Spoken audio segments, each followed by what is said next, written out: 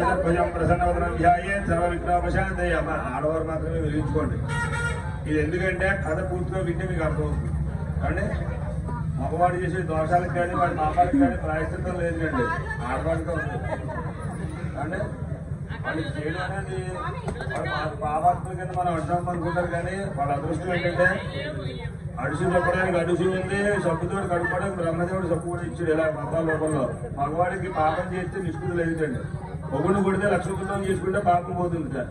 మగవాడు ఆదాయం కొడితే దాని పాపం నిష్పత్తి లేదండి. మళ్ళీ జన్మకి మళ్ళీ దాంట్లో తండ్రులు తింటారంటే వాళ్ళకి జన్మకి నిష్పత్తి అవుతుందన్నమాట. అందుకని మగవాడు పాపాలు చేయకండి. అంటే పాపాలు చేస్తే దానికి ప్రాయశ్చిత్తం లేదు.